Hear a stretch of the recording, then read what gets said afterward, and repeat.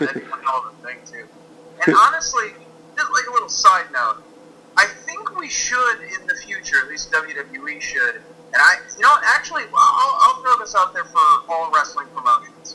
Unless you have the right people, and I mean the right people, let's keep our Iron Man and Iron Women matches to 30 minutes. That's not an insult to anybody, but with very few exceptions, 45 and 60-minute ones, they get a little draggy, even when you have a lot of action going on, and if you have a ton of action, it's just going to wear the audience out. Let's stick to 30 minutes, and please give me this particular 30-minute Iron Man match if you want to see it. Yeah, I definitely do agree with that.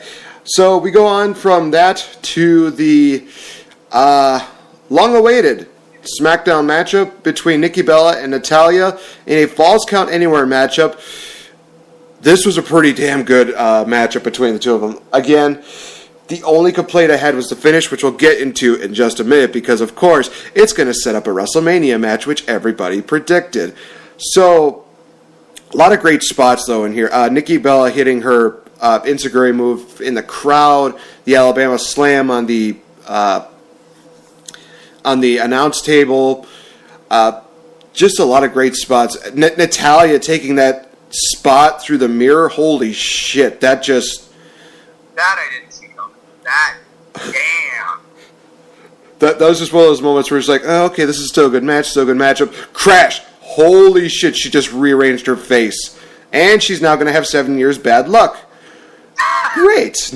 We're starting something amazing here. And it's the fact that I think it was either Tom Phillips or Mauro Ronaldo mentioned that. I was just like, awesome. Great.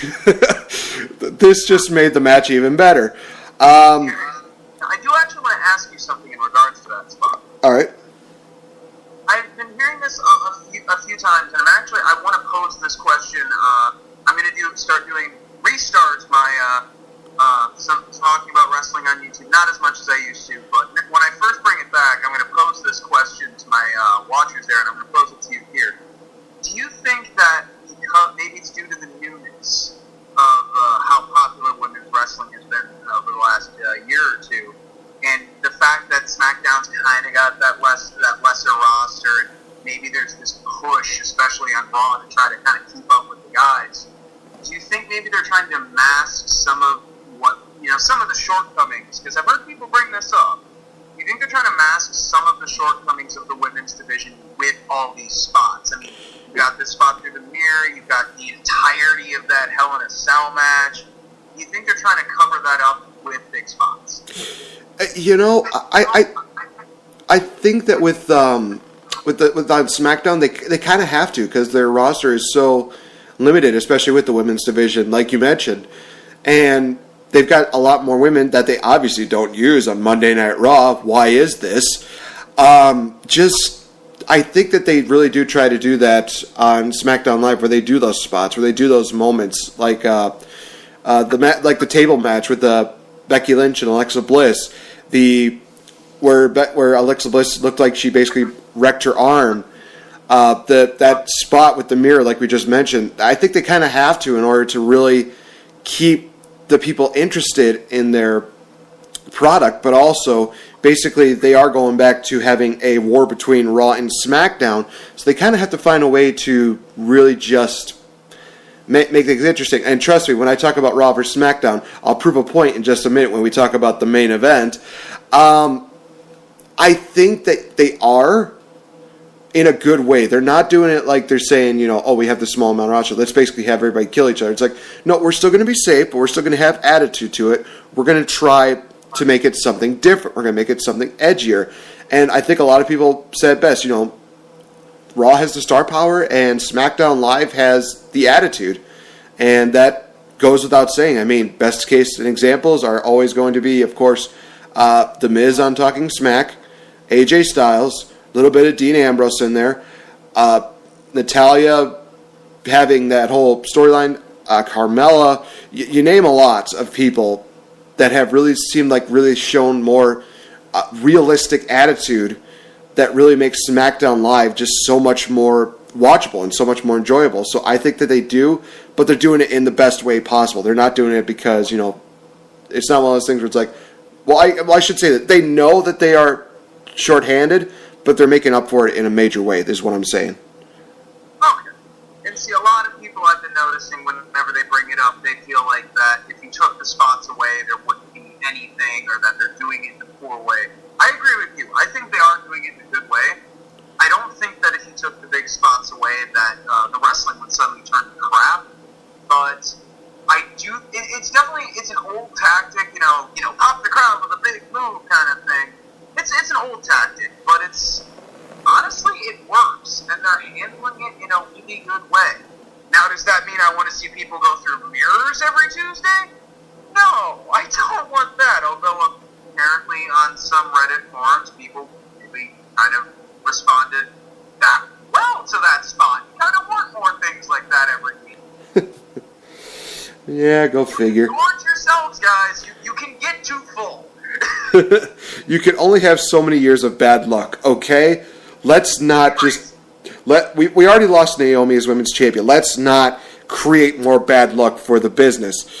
But yeah, the end happened with Nikki locking in the Bella Lock, which is obviously paying homage to her boyfriend, John Cena with the STF. I'm going to call it that, and I don't care what anybody says.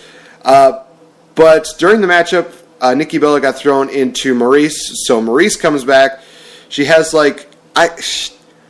it didn't really even look like a lead pipe or anything like that. It just looked like some really skinny little weird deal. And this is where I, again, have the issues with the ending. It basically, she hits Nikki Bella with it over and over and over again. And Miz comes up, breaks up Maurice from the matchup, basically pulling her away. Almost like this look of fear on his face, where I think I made the case or the tweet that basically Miz had the look on his face of just like, no, honey, no, I do not want to be buried again. So, for those of you that don't know what I'm talking about, let's just talk about that feud that John Cena and Miz had earlier on in their careers. Yeah, that was a thing. And Miz has had to come a long way to basically reinvent himself. He is basically the definition, no offense to Seth Rollins, of redesign, rebuild, reclaim. And he did that in a major way every single year he's come back. So I can at least give him credit there, but I'm not going to be a misfit. So for any of you that are trying to get me on the misfit bandwagon, no. I'm admitting he's good. He's getting better. Am I a fan of him? No, absolutely not. Fellow misfits, I'm not giving up. Oh, man. So we move on to the main event matchup. And throughout the show, they actually had a little bit of these promos and backstage deals with a lot of the participants. I think it was everybody except for Cena, basically. Dean Ambrose's interview, I thought somehow he looked kind of drunk, but maybe that's just because the lighting made his face look like really red. Kalisto had a basic generic promo. Same thing with Apollo Crews. Mojo Rawley was Mojo Rawley. I hate everything. Black top for a little bit. Baron Corbin actually had that's probably his weakest promo I've ever seen from him. That really kind of surprised me. I'm like, wait, that's it? I was expecting more. Dolph Ziggler did this deal where he basically super kicked the green screen, and he just basically says like clean that up or pick that up or something like that. And honestly, it was kind of funny. I can at least give him props for that, for trying to seem like a dick, and it's working for him immensely. The funniest one was AJ Styles coming up to some guy. He's like, ask me where I'm going. Ask me where I'm going. Where are you going? I'm going to WrestleMania. Woo! And he basically does like a little side kick to a crate, and AJ was just saying like I was on the ground crying, laughing because that was so funny. I was in the same boat. That was just amazing. AJ Styles just deserves Entertainer of the Decade. Honest to God, so many of the greatest moments are with AJ Styles. I think the second best one was the one with Luke Harper, where he basically says, his light was basically dimming, and then his light's going to shine, and that there's nowhere for Bray Wyatt to run. God, that was awesome. Luke Harper is doing a lot better than he did in previous years. His promos are getting better. Wrestling is getting better. Just give the guy a title already. God dang it. This guy deserves it. So we get into the Battle Royal. Thank God Mojo Rawley got eliminated early on. Kalisto eliminated, then Cruz eliminated Dolph Ziggler, then a distraction happened and Cruz got eliminated. Miz got eliminated by Cena after Miz got a little cocky, a little arrogant, but it's the Miz. What do you expect? Miz eliminated Cena. So it looks like we're going to have that matchup at WrestleMania. Cena and Bella versus Miz and Maurice. Miz, I don't think you're going to get buried, but good luck getting off from that. On top of that, look, I understand where a lot of people are coming from when they say they don't like how the mixed tag wrestling and just mixed wrestling in general works on Lucha Underground. I get it. I get where you're coming from. My answer to that isn't rude. It's please give it time. And I think you'll come to understand why, whereas WWE wants their mixed tag team matches to make it seem like something new and fresh and energetic, to me, they just make me think about Lucha Underground.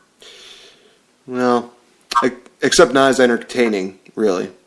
Yeah, basically it makes me think of what I could be watching. I could be watching Lucha Underground. Hell, I could be watching Paint Dry. I could be watching Joey Ryan and his stupid fucking dick suplex. Instead, I'm watching a mixed tag team match in WWE. I clearly have deep-seated self-loathing. Oh man, Max, don't ever change. So I will try not. So the matchup continues on. Dean Ambrose and Baron Corbin get eliminated. Definitely setting up a matchup between the two of them at WrestleMania. Yeah, I'm looking forward to that. I'm hoping that it's a one-on-one matchup and not a multi-man ladder match. As much as I liked the past two, I just think that having a one-on-one match between Corbin and Dean is money there in and of itself. But it comes down between Luke Harper and AJ Styles.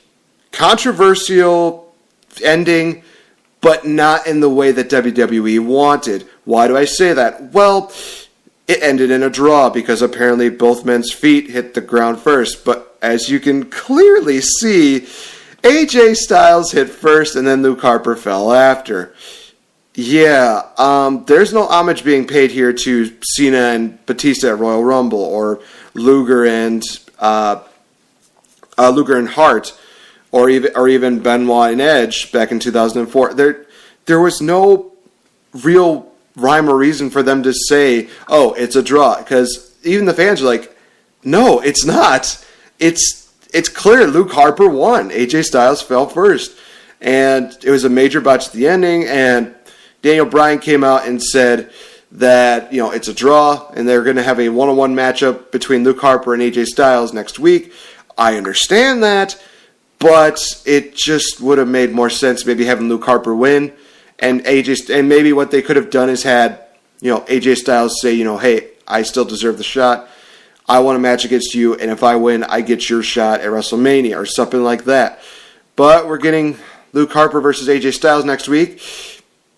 First, totally okay with that because that's going to be a hell of a matchup because just wait. If you thought Harper versus Orton was good, you just wait until Harper versus Styles hits. That match is going to be lit on fire, and that is going to be a white-hot flame that can't be extinguished, okay? But yeah, your thoughts on the quote-unquote controversy with the Battle Royal?